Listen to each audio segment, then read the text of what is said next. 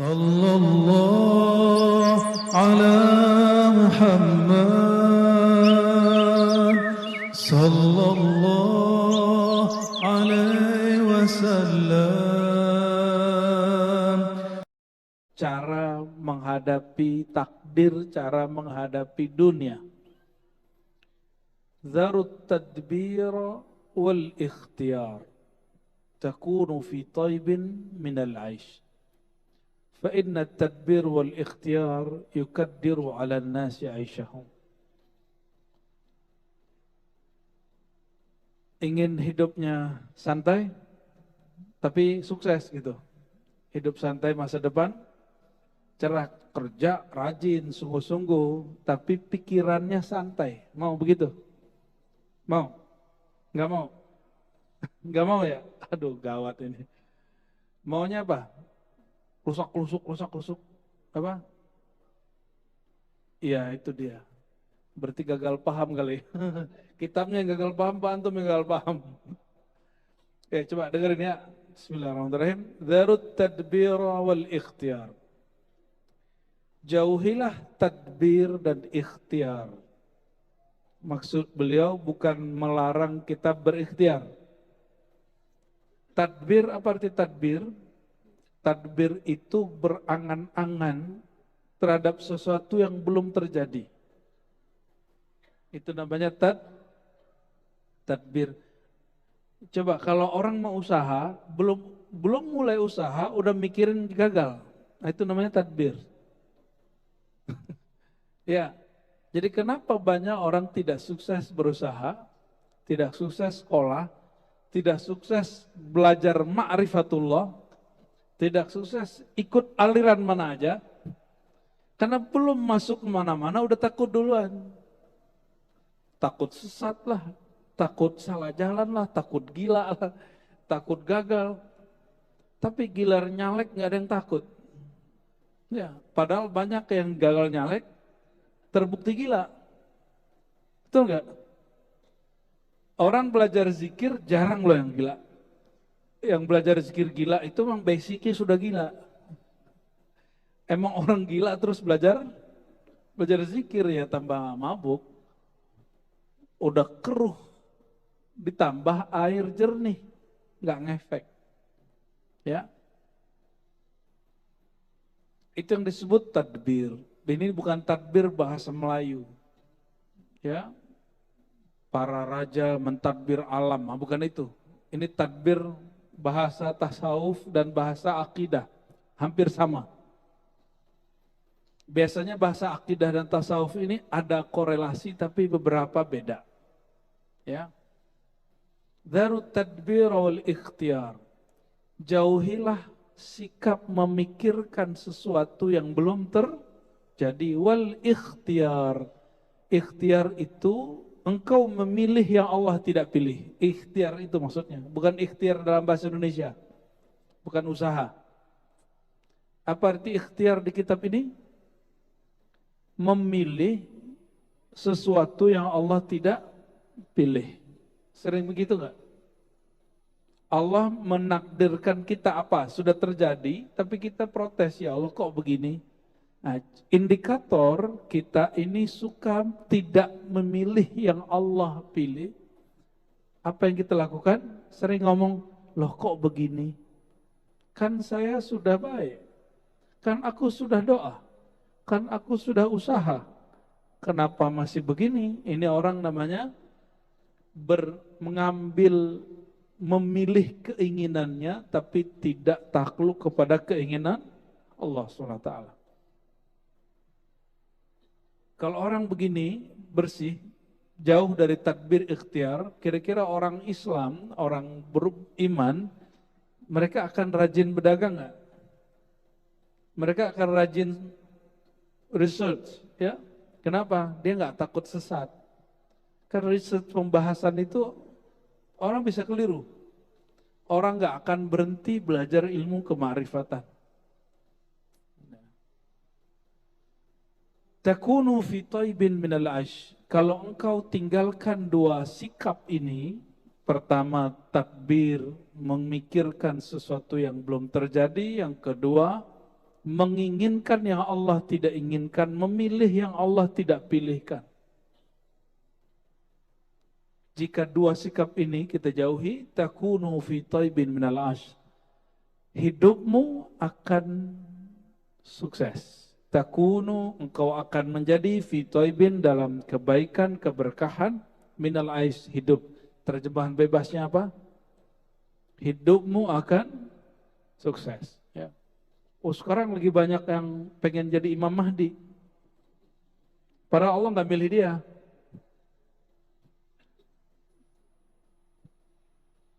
Ya, kita sering dapat surat, soalnya surat cinta dari Imam Mahdi. Canda-canda teman-teman tuh para mualim, kita buat reuni Imam Mahdi ya katanya.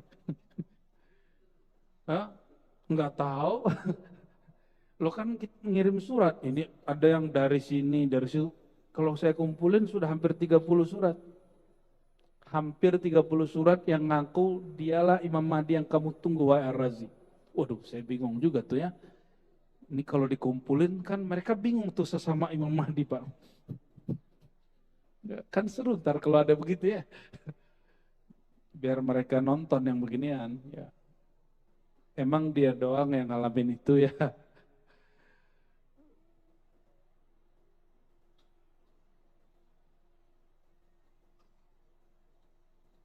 Kapan seorang hamba betul-betul benar-benar menjadi hamba? Orang yang sama ditanya. Su'ilal Abul Abbas Ibnu Atta. Ya. Ibnu Atta ini ditanya, posisi apa atau konsep kayak gimana seorang hamba dia menjadi benar-benar hamba? Ini sudah betulan hamba belum nih? Atau baru ngaku-ngaku? Orang ngaku hamba dengan beneran hamba beda nggak? Ya, hamba Allah asli dengan hamba Allah bayangan beda nggak? Beda. Coba kita lihat. Hamba Allah yang asli, yang benar-benar hamba, kata beliau, qama maqamal ubudiyah, qala tarkut tadbir. Dia meninggalkan semua sikap berangan-angan, memikirkan sesuatu yang belum terjadi. Ya. Nanti kalau begini gimana? Gini gimana? Apa bedanya tarkut tadbir dengan belajar ilmu akhir zaman? Beda loh ya. Belajar ilmu akhir zaman semuanya berdasarkan wahyu dan ilham. Kalau tadbir pakai angan, tapi ada juga yang kajian akhir zaman pakai tadbir, pakai angan-angan ada. Ada yang pakai WA juga ada, mau YouTube. Nih kita kasih tahu. Ini sudah akhir zaman. Akhir zaman pengkhabarannya langsung dari Nabi akhir zaman. Siapa beliau? Nabi Muhammad SAW. Berarti wahyu. Atau wali akhir zaman. Yang mereka dapat isyarat cara memahami hadis-hadis tentang akhir zaman. Nah, dan kita sudah riset dari 2006. Saya sudah mengkaji tentang hadis-hadis akhir zaman, tapi nggak paham-paham. Mengkaji kemudian kajian-kajian ulama-ulama, isyarat-isyarat yang mereka terima tentang akhir zaman, nggak paham-paham sampai terjadi pandemi. Ketemu orang aneh-aneh, ketemu kejadian aneh-aneh, dan rohani kita diberi anugerah besar lah oleh Allah SWT. Ya, di situ saya baru kemudian bisa menyusun, oh akhir zaman itu susunannya dari sini sini, baru paham. Ya, maka susunan itu bukan kita yang bikin, itu memang ada hadisnya begitu, tapi tadinya nggak tahu cara membacanya.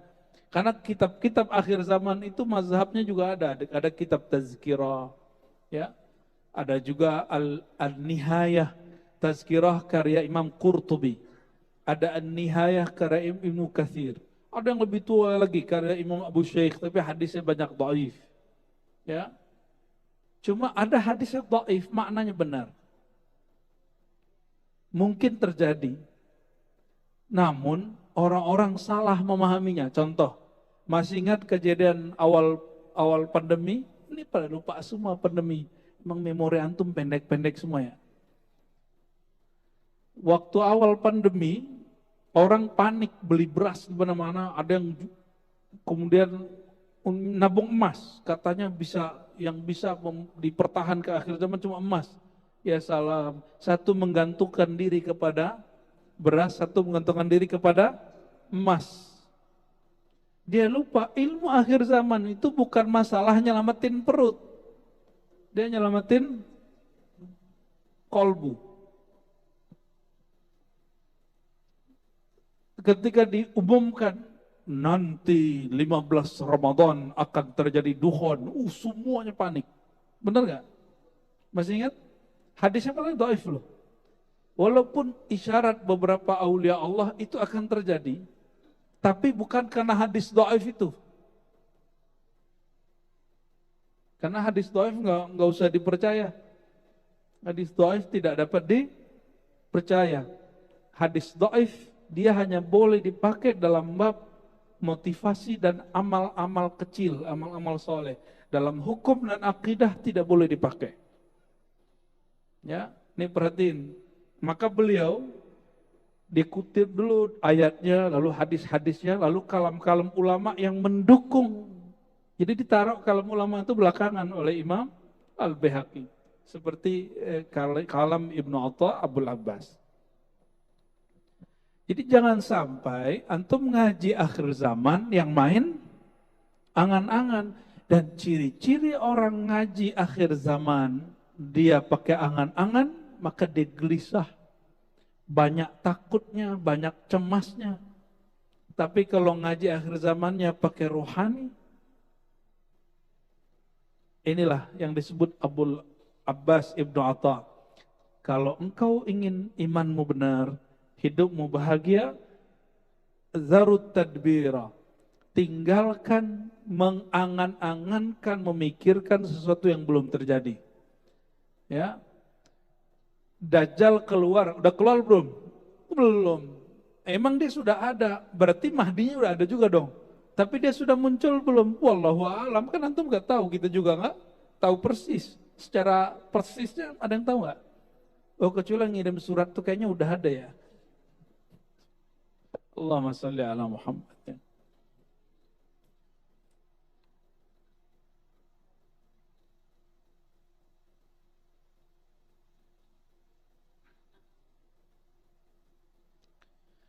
Yang boleh mentadbir, membicarakan masa depan itu yang tahu masa depan. Yang tahu masa depan siapa? Siapa yang tahu masa depan? Allah. Nabi tahu masa depan? Kalau Allah nggak beritahu, Nabi nggak tahu. Tapi kalau Allah beritahu, Nabi tahu. Wali Allah tahu masa depan? Enggak. Tapi kalau Allah beri ilham, mereka tahu. Oke. Paham di situ? Pada dasarnya tidak ada yang tahu masa depan, waktu depan, kecuali sang waktu itu. Siapa sang waktu itu? Allah Subhanahu wa Ta'ala. Ya.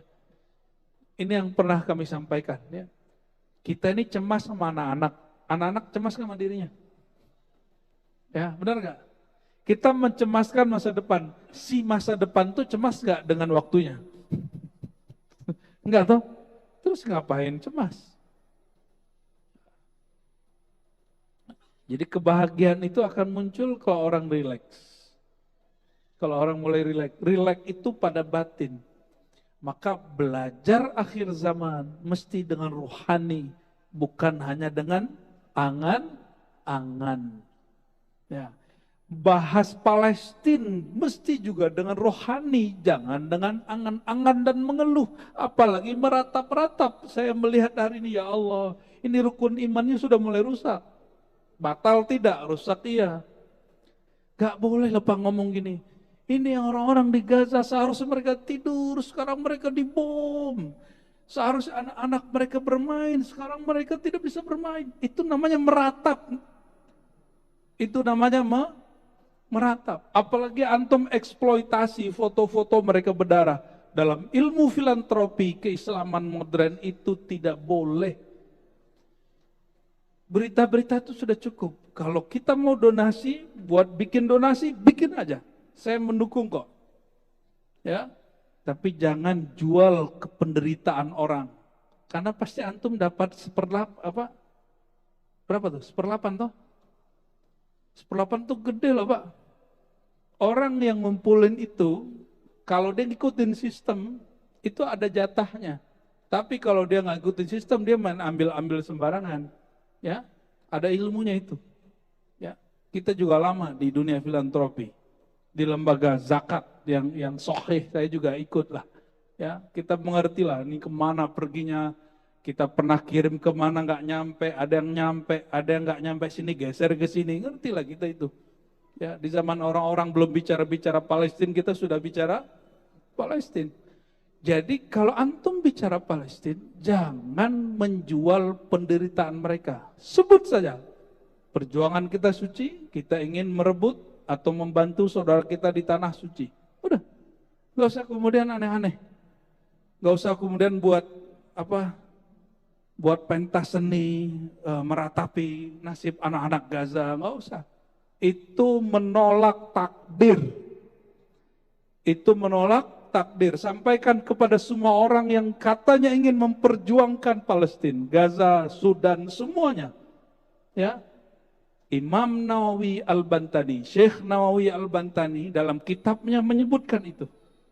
Ya, ketika ada orang meratapi, seharusnya mereka hari ini tertidur, tapi mereka tidak bisa tidur. Harusnya mereka hari ini bisa sekolah, mereka tidak bisa sekolah. Itu dikatakan dan ditegur dan dinukil oleh Syekh Nawawi Al-Bantani dalam kitab Aqidah. Pertanda engkau tidak beriman kepada takdir. Ya. Saya mau tanya, kejadian di Sudan hari ini, di Yaman hari ini, di Iran hari ini, di Gaza, semua wilayah, itu izin Allah atau bukan? Izin Allah. Karena itu izin Allah, berarti kehendak jangan meratap. Sepakat? Jadi antum buat donasi di sini kita dukung 100%, kalau perlu 1000% kita dukung. Ya, tapi jangan meratap, jangan jual penderitaan orang. Ya. Jadi nanti Bapak nih kalau mungkin di sini ada pengumpulan zakat. Ya, nggak usah kemudian tampilin bahwa orang yang akan ditasarrufkan zakat kepadanya, disampaikan zakat kepadanya itu orang-orang yang buntung-buntung gitu ya, kepalanya pecah-pecah, nggak usah ditampilin. Sebutkan saja ini untuk para duafa, masakin, orang-orang yang sakit, orang-orang gitu aja. Ya, sebutkan data-datanya. Itu cukup. Ya, waktu dulu kami mencoba mengeksploitasi itu, ditegur oleh guru-guru besar kami. Ya, itu nggak boleh. Itu bagian dari meratap. Bagian dari meratap. Meratap haram atau halal? Haram, sepakat? Ya, jadi meratap tuh kita nggak mukul-mukul muka doang. Nggak hanya ente buat nih pentas penderitaan anak-anak Gaza, terus buat itu menangis-nangis. Itu namanya meratap. Tidak dianjurkan, bahkan diharamkan, nggak boleh. Ya, perjuangan kita jadi tidak suci lagi. Perjuangan kita berarti dengan emosi, bukan dengan rohani. Beda toh? Ya, beda perjuangan dan emosi dengan rohani. Ya, antum kan mau nyoblos pemilih baru nih, gubernur, jangan pakai emosi, pakai rohani. Maka Nabi SAW mengatakan, jika hamma ahadukum, kalau kamu ada masalah, sholat 2 rakaat. Sholat itu kepala di bawah, bukan di atas. Berarti jangan hanya pakai angan-angan. Ya, kok jadi kemana-mana ya? Ya, tapi emang begini. Karena banyak orang hari ini gelisah setiap kali baca, dengar berita tentang Sudan, Gaza, Yaman. Ini apa nih? Ini bagaimana nih? Kok Islam begini ya? Gitu. Belum lagi debat nasab. Ya, lucu-lucu. Ada yang putus asa dengan semua debat nasab. Apa kata mereka? Kami sudah capek dengan debat semua ustadz. Kapan ustadz ini bikin mobil? Astagfirullah. Ini orang salah pertanyaan. Kalau dia nanya bikin mobil, jangan ke ustadz. Ustadz itu guru orang yang bikin mobil. Kalau mobilnya nanti gak diproduksi, biar nggak stres gitu ya. Allahumma sholli ala sayyidina Muhammad. Siap untuk tidak memikirkan yang belum terjadi? Mempersiapkan yang belum terjadi boleh. Ayatnya jelas. Ya. Wal tanzur nafsum ma qaddamat lighat. Maka seseorang bersiaplah terhadap apa yang terjadi besok. Apa persiapannya? Kalau zahir, zahir, batin, batin. Kalau masa depan, Allah suruh kita persiapkan dengan batin. Kalau urusan makan ya kita nabung. Maka Nabi itu, Bapak Ibu, jangan dikira Nabi nggak nabung ya. Nabi itu menabung gandum untuk setahun beliau, keluarganya dan 9 istrinya. Tapi baru setengah, mungkin belum nyampe setengah tahun, 3 bulan sudah habis. Kenapa? Bagi-bagi. Setiap orang datang Nabi bagi, seorang datang Nabi bagi. Ada yang begitu nggak? Dan Nabi nggak pernah pikirin. Itu yang disebut beliau itu ar-rih al-mursalah. Beliau itu seperti angin yang bebas, masuk, pergi begitu aja. Ada yang rezekinya begitu nggak? Masuk, pergi. Ada yang rezekinya begitu? Itu bukan orang miskin, itu orang paling kaya se-alam semesta. Menurut antum yang lebih kaya Nabi Muhammad atau Nabi Sulaiman? Mana yang lebih kaya? Udah bener ini ngajinya udah. Ya. Nabi Sulaiman hanya Nabi Bani dapat izin menguasai angin, bicara segala macam dengan hewan-hewan. Kalau Nabi Muhammad SAW bicara bahkan naik ke aras, menembus langit, semuanya. Apa kata beliau? Itu kunci surga sama gua. Itu orang paling kaya se-alam semesta. Ya, maka beliau yang terakhir masuk surga. Bukan karena beliau kaya, tapi karena beliau menyelamatkan orang yang merasa kaya. Allahumma sholli ala sayyidina Muhammad. Semoga kita termasuk orang yang diselamatkan baginda Nabi Muhammad SAW. Masih takut kaya? Antum miskin ngeluh, mending kaya bersyukur. Ya. Maka beliau mengatakan Ibnu Atha Abul Abbas, la tahillu as-salamah, la tahullu ya. As-salamatu hatta takuna fi tadbir ka ahlil kubur. Kamu tidak akan benar-benar selamat sampai dalam masalah angan-angan seperti ahli kubur. Orang ahli kubur masih mikir-mikir nggak? Nggak tahu juga ya. Emang nggak ada, nggak mikir lagi dia. Al-farhu fi tadbirillahi lana wa syaqa'u fi tadbirina. Jadi tadbir itu wilayah Allah. Tadbir berarti memikirkan kejadian masa depan, itu wilayah siapa? Wilayah Allah. Maka jangan pernah masuk ke wilayah dia. Jangankan dia, ya. Kita beda negara, beda kampung, premannya udah marah sama kita. Gimana enggak? Lu masuk wilayah gua, bro. Apalagi masuk wilayah Allah. Masuk ke wilayah medan ketuhanan itu namanya mencari syakawah. Menantang Allah SWT itu awal orang tidak mencapai happiness, kebahagiaan. Dia nggak akan bahagia. Ya, ngatur-ngatur hati sama. Hati kita nggak bisa kita atur, Pak. Sama nih, nggak boleh lo ngatur hati istri, nggak boleh. Sama ibu ya. Tidak boleh menguasai hati suami. Karena hati itu wilayah Tuhan. Kata Imam Ghazali, dikutip di Ihya, ini bukan hadis. Qalbul mu'min arsullah. Qalbu orang beriman itu singgasana Tuhan. Ada yang berani? Jangankan singgasana Allah SWT, istana presiden aja meriam begitu depannya, macam-macam orang langsung iya, pengawal-pengawalnya, apalagi tentara-tentara Allah Subhanahu wa Ta'ala. Jadi mulai paham cara memahami takdir? Takdir itu dijalani, lalu dicoba, bukan diangan-angankan. Dijalani, dicoba. Ikhtiarnya bukan ikhtiar dalam pemahaman yang di kitab ini, tapi ikhtiar itu maksudnya beristikharah kepada Allah, lalu lakukan apa yang kita sanggup. Itu ikhtiar yang dimaksud. Bukan kemudian memilih yang Allah tidak pilih. Itu lain. Ada yang tahu takdirnya enggak? Ada yang tahu takdir kekayaannya?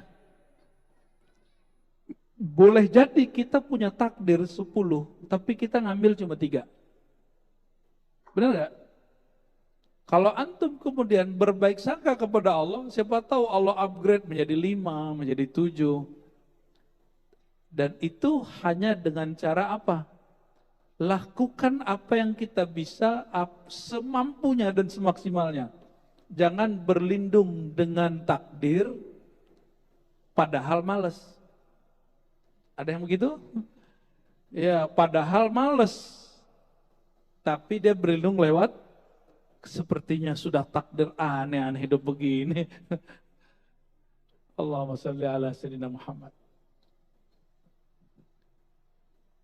Lalu ada imam salafus saleh bernama Sahal, ya. Apa kata beliau? Al-balwa minallah ala wijhain. Bala itu tidak hanya buruk. Bala itu ada 2. Ada bala rahmat, ada bala uqubah. Uqubah akibat buruk. Jadi akibat itu bukan bahasa Indonesia lah ya. Kita ini banyak utang sama bahasa Quran. Rahmat bahasa mana? Bahasa Quran juga. Ya, sekarang jadi nama orang ya. Bala. Jadi bala itu artinya sesuatu yang sampai kepada kita. Kejadian yang sampai kepada kita disebut dengan bala. Apa kata beliau? Ada bala rahmat, ada bala uqubah. Fabalwar rahmah yub'ithu sahibahu ala izhari faqrihi wa faqatihi ila Allah. Wa tarku tadbir wa balwar uqubah yub'ithu sahibahu ala ikhtiyarihi wa tadbirihi. Bala rahmat ya itu membuat orang yang mengalaminya menunjukkan kefakiran dan keperluan bahwa dia membutuhkan bantuan Allah Subhanahu wa Ta'ala. Maksudnya gini, nggak usah jauh-jauh. Teks proklamasi kalimatnya gimana? Ya, ada kalimat rahmat Allah nggak? Gimana lafaznya? Dengan rahmat Allah, itu yang bikin negara kita dapat rahmat sampai hari ini. Ya, maka yang bikin pasti wali Allah itu. Jadi wali Allah itu gak mesti ustadz. Bisa jadi wali Allah itu umara. Maka saya sampaikan sering Bapak Ibu, saudara-saudariku, dalam 7 ciri-ciri wali Allah yang nanti akan Allah ayomi di saat tidak ada pengayoman kecuali darinya. Yang nomor pertama bukan ustadz loh. Nomor pertama pemimpin yang adil. Ini mumpung di sini banyak di kantor-kantor wakil-wakil rakyatnya, sampaikan ke mereka bahwa pemimpin yang adil itu lebih tinggi derajatnya dari muallim biasa, dari guru biasa. Karena guru hanya bisa ngajar, kalau dia ditahan sama pemimpin ngajar nggak bisa ngajar, Pak. Ya. Kita doakan pemimpin yang akan dilantik, Allah jadikan dia kekasih Allah. Allah jadikan kolbunya bening. Allah akan jadikan dia betul-betul cinta sama negeri ini, cinta sama rakyatnya. Dia bawa kita ke rahmatnya Allah Subhanahu wa Ta'ala. Ya.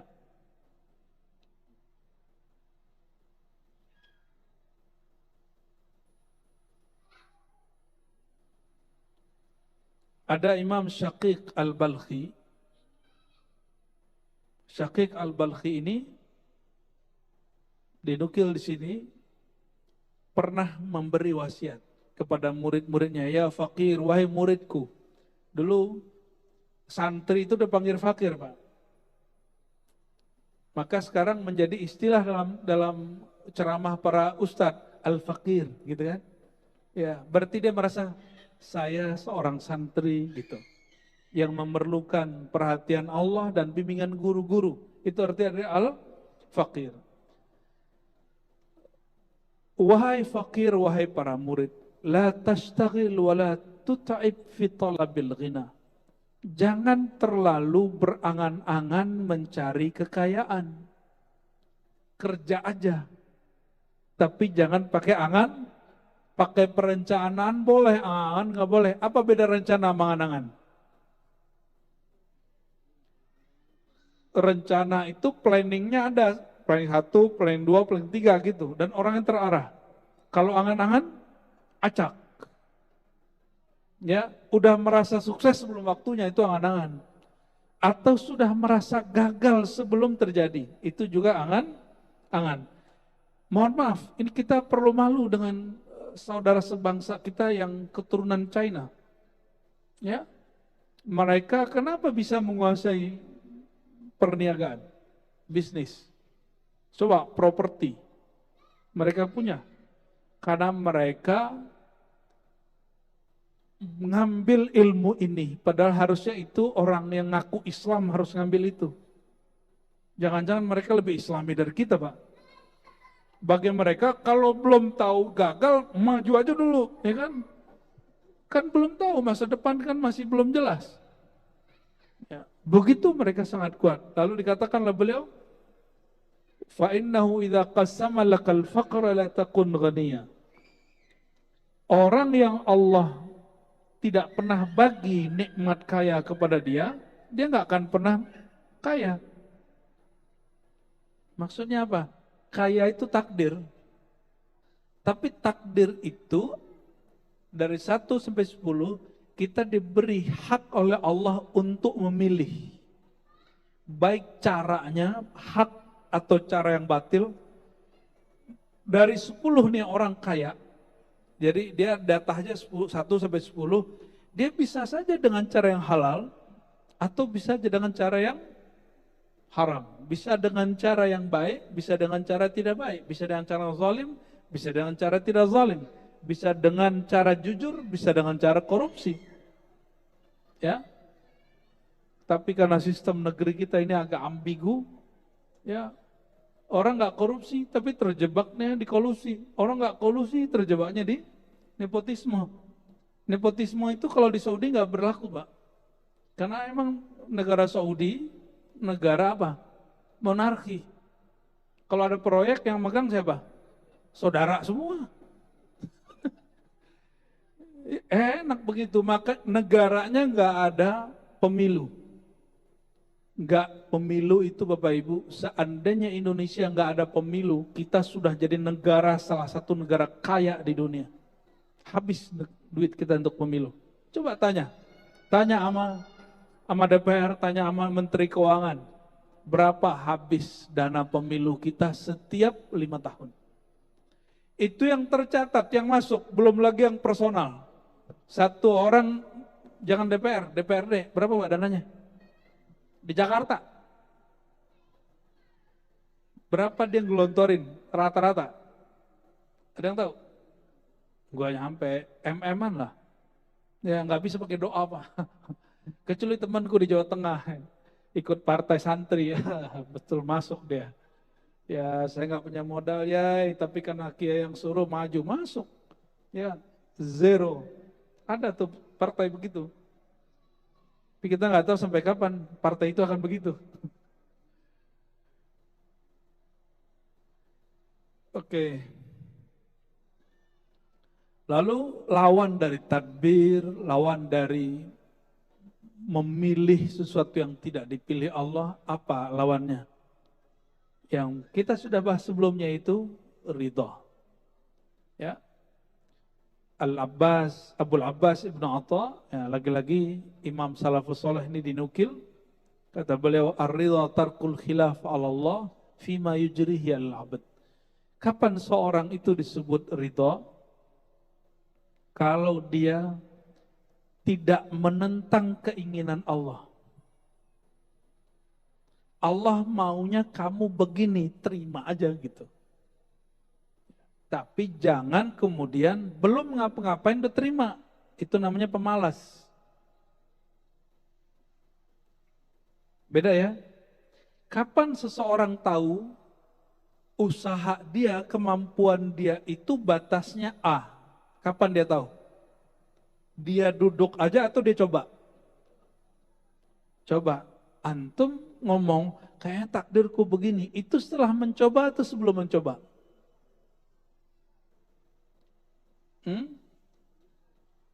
Apakah semua orang yang sukses hari ini itu langsung sukses atau pernah gagal? Apakah ulama-ulama yang hari ini jago baca kitab, jago ceramah, dia langsung bisa ceramah? Adakah orang terlahir langsung bisa ceramah? Adakah orang terlahir dia langsung kemudian punya rekening dan bisa ngambil sendiri? Enggak ada kan? Kalau dia punya warisan iya, tapi punya rekening langsung kan enggak? Karena masa depan itu ada dua. Jadi angan-angan itu cara menanggapi masa depan dengan negatif. Berusaha dan mencoba itu cara menanggapinya dengan cara yang positif. Ya. Itu dalam bab dunia Pak, dalam bab kerohanian. Ya.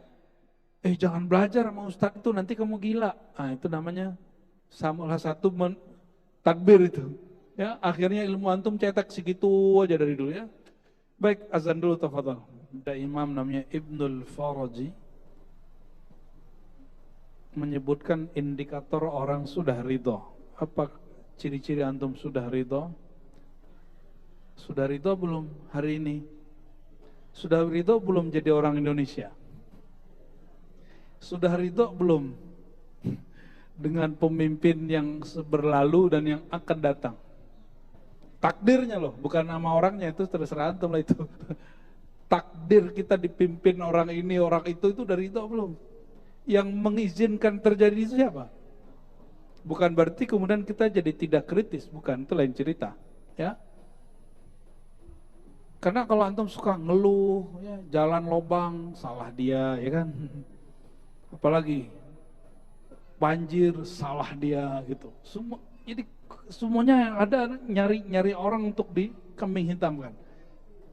Ya semua salah dia. Astagfirullah. Semua salahmu gitu. Apa kata Imam Ibnul Faraji?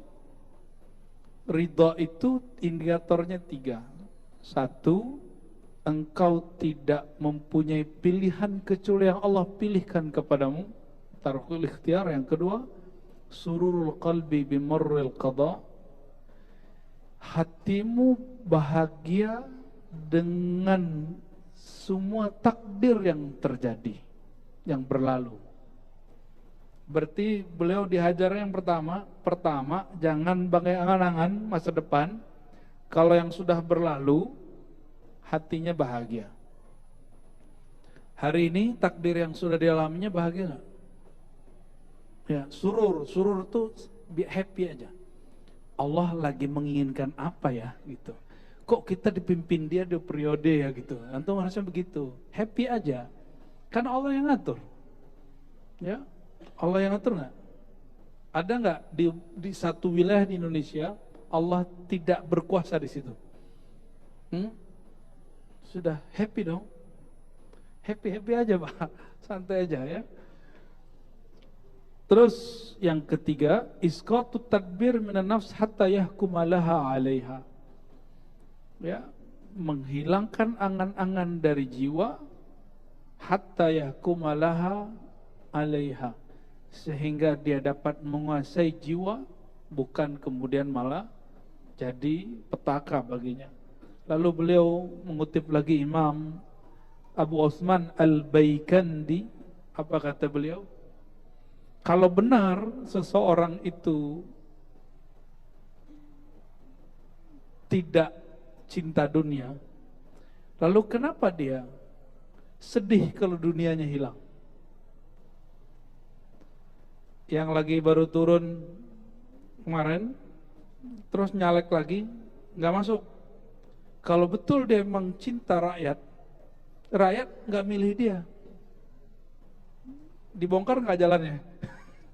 Nggak ya, harusnya kan nggak dibongkar.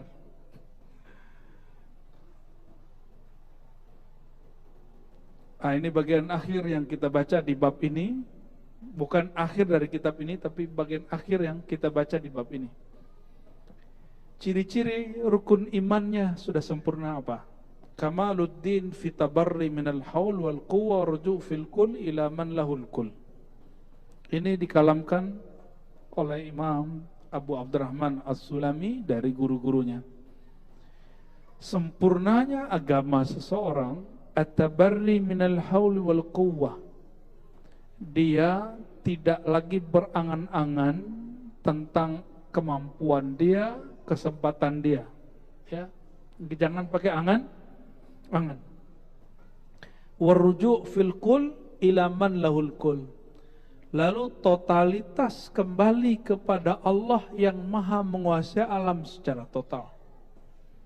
Ya, maka saran kami untuk diri kami sendiri dan kita semua, kalau ada niat sesuatu, jangan pakai angan-angan, langsung sholat 2 rakaat, minta restu Allah, langsung kejar.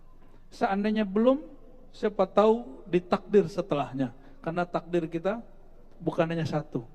Karena Sayyidina Umar ketika ditanya, kenapa engkau menghindari negeri yang ada wabahnya? Apa jawabannya? Kami menghindari satu takdir, memilih takdir yang lain. Berarti memilih takdir boleh? Ya, orang yang hari ini hidupnya susah karena dia memilih hidup susah. Dia memilih takdir susah.